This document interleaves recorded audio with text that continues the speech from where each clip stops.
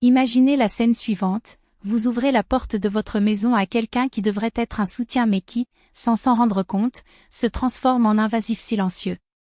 C'est la véritable histoire d'une famille qui a découvert, aussi pire que possible, car un manque de respect pour les frontières peut détruire même les liens les plus forts. Et tout a commencé avec un geste simple, et apparemment inoffensif de solidarité. Larissa n'imaginerait jamais qu'un « oui » donné par la compassion deviendrait un cauchemar.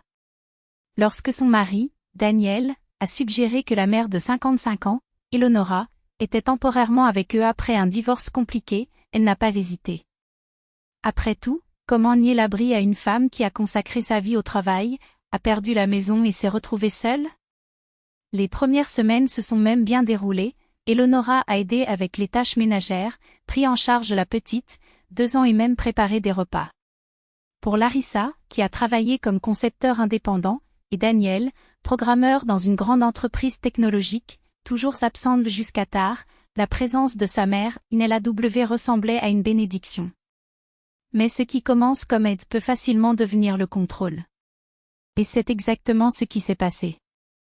Tout d'abord, ce sont les petits panneaux, les meubles de la pièce réarrangés, pour devenir plus pratiques, commente la nourriture de Larissa, les suggestions sans précédent sur la façon de gérer la maison.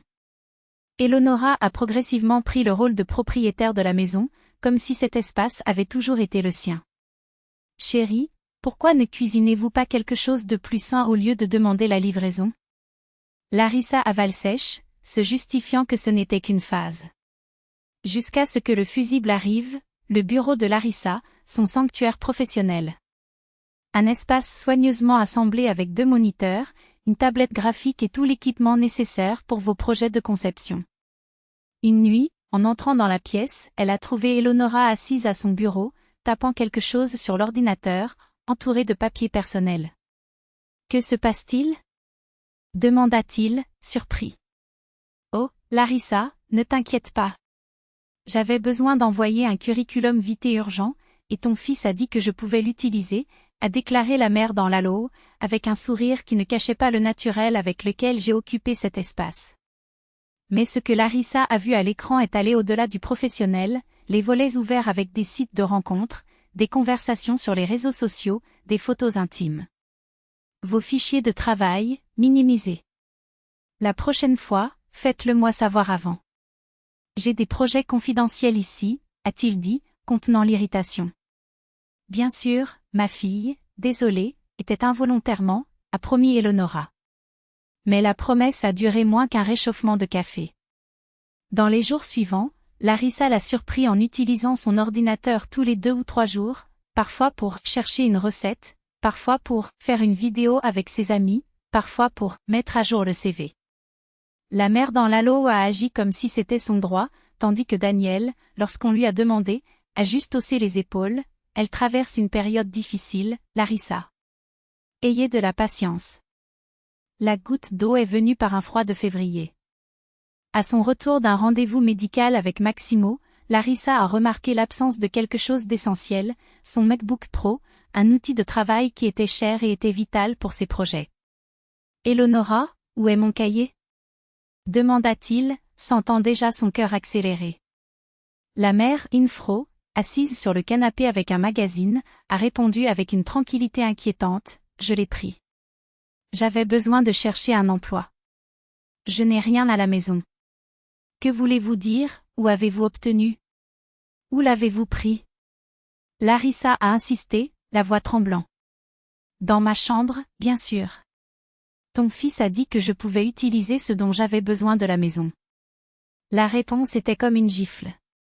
Larissa a mis le maximum sur le sol, s'est assise devant sa belle-mère, avec un calme qui a caché une tempête, a dit, « Revenez maintenant. » Larissa, ne me parle pas comme ça. C'est juste un ordinateur, et j'ai vraiment besoin de travailler, a déclaré Eleonora, comme s'il empruntait un verre. Sucre. Quand ça revient? Larissa pressée. Quand trouver un emploi et acheter le mien, a déclaré la mère Infro, avec un naturel qui a gelé le sang. À ce moment, Larissa a compris qu'il n'y avait pas de dialogue possible. Eleonora n'a vu aucun problème à s'approprier ce qui n'était pas le sien, et Daniel, confronté la nuit, a juste renforcé cette idée, quoi de plus? Elle reviendra quand elle rangera quelque chose. Daniel, c'est mon instrument de travail. J'ai des délais, des clients, je ne peux pas me passer. Discute Larissa, désespérée. Fonctionne sur l'ordinateur fixe, a-t-il suggéré, comme si le problème n'était que technique. Ce n'est pas ça. Il s'agit d'elle d'avoir pris mon truc sans demander. Larissa a explosé. Ne faites pas de drame pour non-sens. Ma mère est dans une situation difficile, a été la réponse froide. Le lendemain, Larissa est allée à l'adresse où Eleonora a loué une pièce minuscule et précaire. Il y avait son cahier, sur une table instable près de la fenêtre. Je suis venu chercher mon ordinateur, a-t-il annoncé. Mais nous avons déjà parlé hier. J'ai besoin de lui. A protesté par la mère, Inflow. Et j'ai besoin de travailler. C'est mon gagne-pain, a déclaré Larissa, déjà épuisée. Oh, tu as juste dessiné, tu peux le faire sur papier, se moqua Eleonora. Larissa prit une profonde inspiration, prit le cahier et partit, ignorant les cris de « Sif » qui résonnaient derrière elle. Ce qui est venu plus tard, c'est une tempête. Daniel a appelé furieusement, « Que as-tu fait ?» Ma mère pleure, disant que tu l'as presque battue.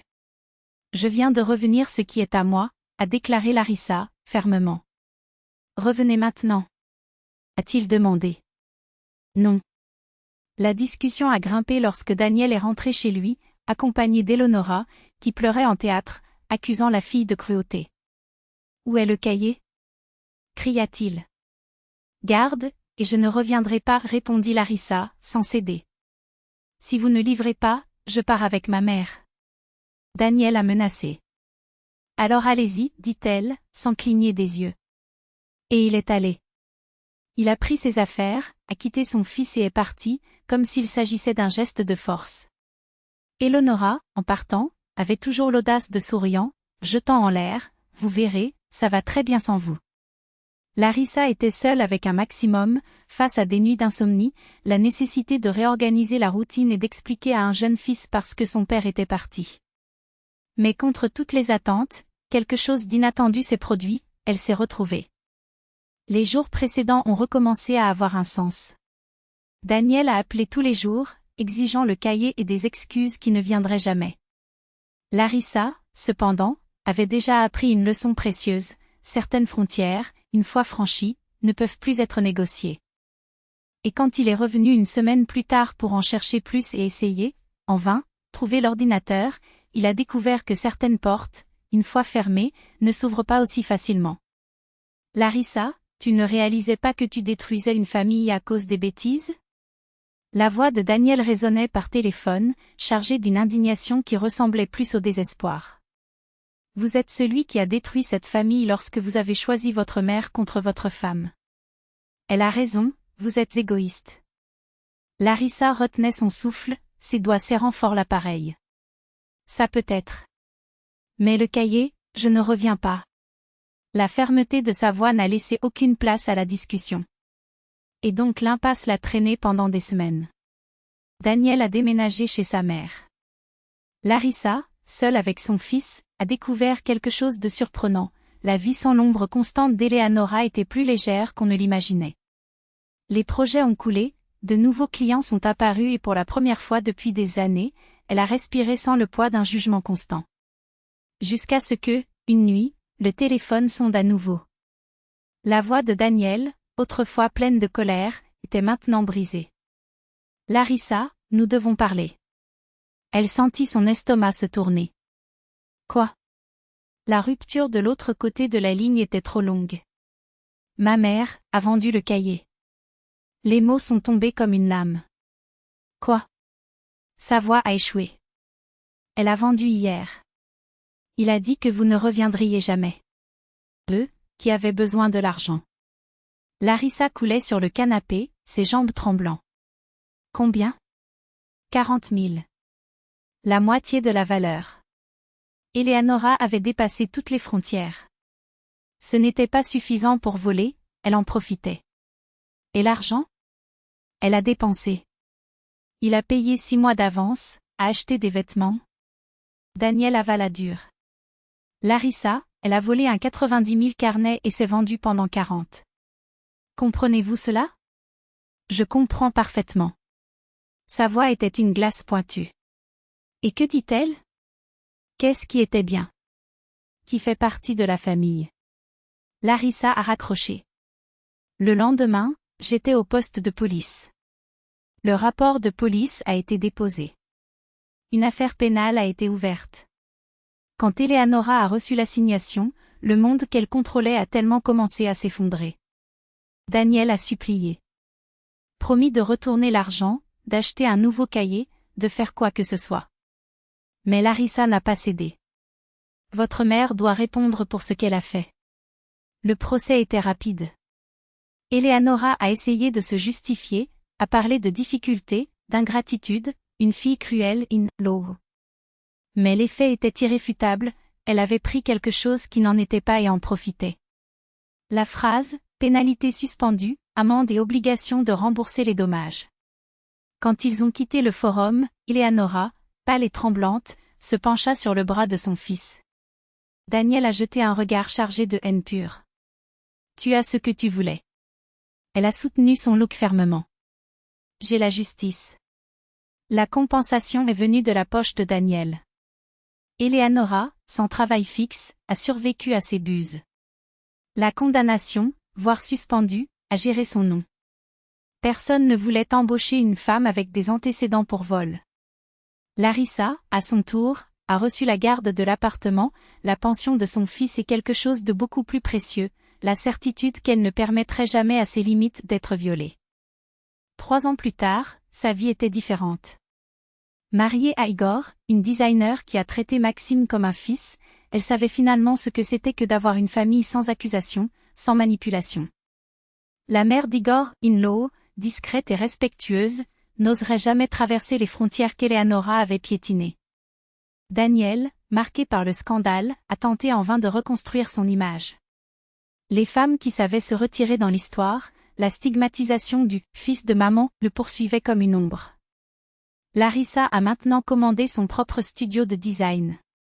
4 employés, des projets de poids, une carrière solide. Maxime, heureux, divisait son temps entre les cours d'école, de natation et de dessin. Parfois, en passant ses doigts sur le clavier de son nouveau cahier, plus puissant, plus cher, elle se souvenait de ce qui avait été volé. Ce n'était pas 90 000 roubles qu'il valait. Ce fut une vie entière, l'ancienne, faite de silence forcé et de déglutis humiliation. En retour, il a acquis une nouvelle existence.